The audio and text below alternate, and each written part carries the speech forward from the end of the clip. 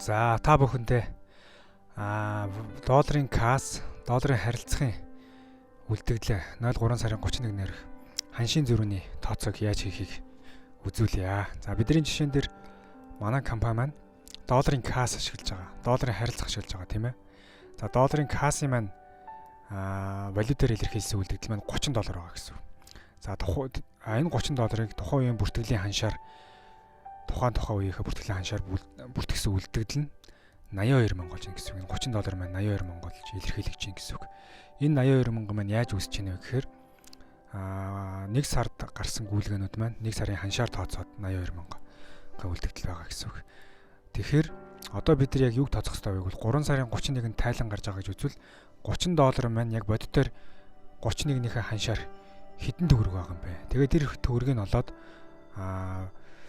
бодит үлдэгдэл болоод бүртгэлийн үлдэгдэл хоёрын зөрүүгээр нь ханшийн зөрүүний олз эсвэл гарцыг тооцох байгаа. За эхлээд кассынхаа долларын зөрүүг үзье. За эцсийн үлдэгдэл $30 гэж харагдаж байна. За $30-ийнхаа үлдэгдлийг валютаарх үлдэгдэл дээр нь тавьчих. $30. За албан ханшаа 3 сарын 31-нд тайлан гарч байгаа гэж төсөөлж байгаа учраас 3 сарын 31-ийнхээ албан ханшийг харъя. За 3 сарын 31-ийнхээ албан ханшийг Монгол банкны сайтнаас харъя. За 3 сарын 31-ний өдөр долларын ханш 2777.74 байна. За энэгээр $30-ийнхаа үлдэгдлийг тооцъё. За албан ханш дээр дөнгөө хуулаа тавьчих. За тэгэхээр $30-ыгаа үржих нь 2774 ханшаар үржүүлэхээр долларын кассын маань бодит үлдэгдэл 83332 юм байна. Яг 31-ээр ханшаар тооцсон. За бүртгэлийн үлдэгдэл маань хэд байгаа вэ? 82000 долларын кассын маань бүртгэлийн үлдэгдэл 82669 байна. За энэ дөнгөө хуулаад бүртгэлийн дүн дээрээ тавиад зөрүүг нь тооцож үзүүлээ. За тэгээ бодит үлдэгдлээсээ хасах нь бүртгэлийн үлдэгдлээ хасангууд зөрүү дүн 662 төгрөгийн ханшийн зөрүүний олз үүсэж байна гэсэн үг. Яагаад олз үүсэж байна вэ гэвэл бодит үлдэгдэл маань бүртгэлийн үлдэгдлээс их байгаа учраас ашигтай байна гэсэн үг. Тэгэхээр ханшийн зөрүүний олзын гүйлгээ хийж ханшаа тэгшдэх нэ. За тэгэхээр журнал дээр очиод огногоо 3 сарын 31 ханшийн зөрүүний олз. За үндсэн данс маань долларын кассын ханшийн зөрүү хийж байгаа учраас 100 102 гэсэн данс авчихна үндсэн дансан дээр 100 102. За ханшийн зөрүүний олзын данс маань 840 901 гэсэн данс байгаа. Энэ дансыг гүйлгээ балансынхаа зардлын дансны доод хэсгээс харж болно. 840 бодит бус олз байгаа. Ханшийн зөрүүний бодит бус олз байгаа. 840 901.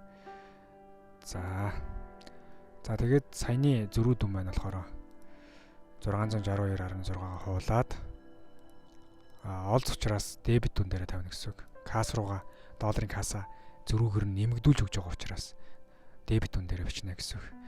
За энэ гүйлгийг хийгээд өгнө.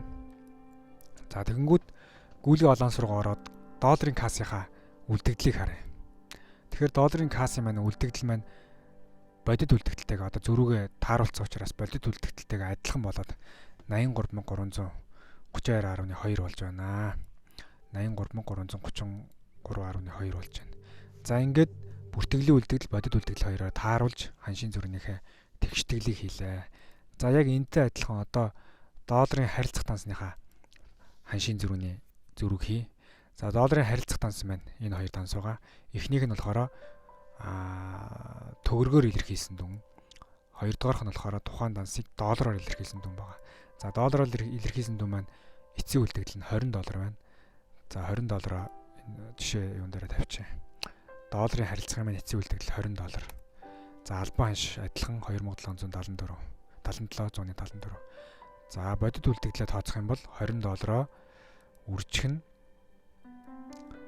албан ханшаар үржүүлээд 55554.8 юм байна бодит үлдэгдэл. За бүртгэлийн үлдэгдлээ очиж харах юм бол бүртгэлийн үлдэгдэл маань 53730 байна гэсэн үг.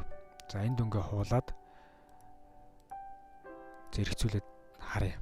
За тэгэнгүүт бодит үлдэгдэл маань бүртгэлийн үлдэгдлээс бас их байна те. Энэ зөрүүг нь харъя. Тэгэхээр бас адилхан мөн адил ханшийн зүрхний олз үүсгэнэ.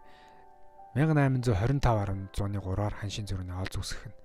За энэ дүнгээ хуулаад тавьчих. Одоо ханшийн тэгштэглээ журнал дээр хий. Тэгэхээр мөн адил долларын касс дээр ханшийн тэгштгэл хийсэнтэй адилхан олз учраас дебет дүн дээрээ бичнэ. За үндсэн данс маань долларын харилцах данс учраас долларын харилцах дансныхаа төгрөгөөр илэрхийлсэн дансыг авна. 110, 102 дансаа бичиж өгнө үндсэн дансан дээрээ. Төгрөгөөр илэрхийлэгдсэн дүнгээ зөрүүгээр нэмэгдүүлж байгаа учраас. За ингээ бусад нь адилхан гүйлгээ нэмэгт авчаад харахад гүйлгээ балансын маань долларын харилцахын маань бүртгэлийн үлдэгдэл 55,555 буюу задгаа дүнгээрээ 55,554.8 буюу бодит үлдэгдэлтэйгээ адилхан боллоо. За ингээ 2 долларын дансан дээр ханшийн тэгштгэл хийгээд дуслаа. Анхаарал тавьж үзсэнд баярлалаа.